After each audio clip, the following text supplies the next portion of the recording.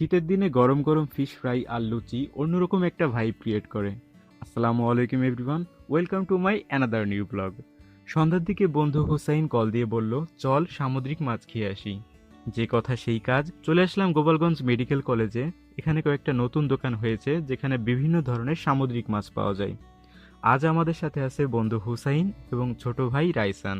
দোকানের সামনেই রয়েছে বিভিন্ন প্রকার সি ফিশ। এখানে আপনারা টোনা, কোরাল, তেলাপিয়া, রূপচাঁদা, স্কুইড, কাঁকড়া সহ আরও অনেক ধরনের সামুদ্রিক মাছ পেয়ে যাবেন। আর সাইজ হিসাবে দামটাও ছিল রিজনেবল।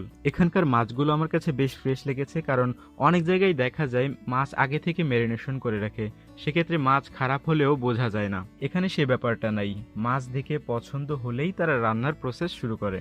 এখানে কিন্তু আপনারা দেখতে পাবেন সন্ধ্যা হলেই বেশ ভিড় হয়, কারণ শীতকালে বারবিকিউয়ের চাহিদা অনেক বেড়ে যায়। এখান থেকে আমরা আমাদের পছন্দের মাছটা বেছে নিলাম। আজ আমরা ট্রাই করব টোনা মাছ, যার দাম নিয়েছে 350 টাকা।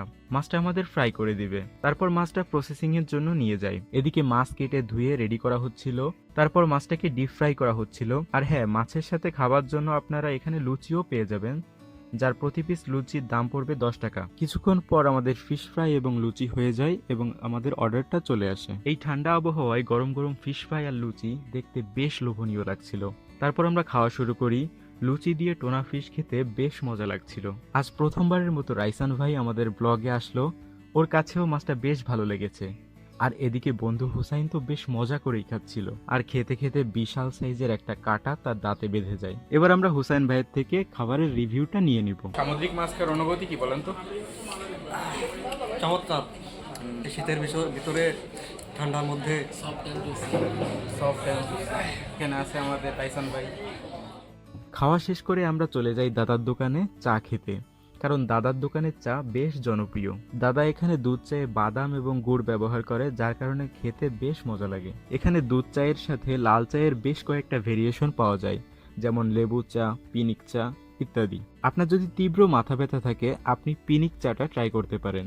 এখানে রাইসান নিয়েছিল দুধ চা এবং আমরা নিয়েছিলাম লেবু চা। দাদার এই লেবু চা আমার বেশ ভালো লাগে। মেডিকেলের দিকে আসলেই এই লাল চাটা খাওয়া হয়। তো আজকের ভিডিওটা এ পর্যন্তই, দেখা হবে নতুন কোনো ভিডিওতে। আর আমার পেজে যদি আপনি নতুন হয়ে থাকেন তাহলে অবশ্যই আমার পেজটা ফলো করবেন। দেখা হবে নতুন কোনো ভিডিওতে। টিল দেন, আল্লাহ হাফেজ।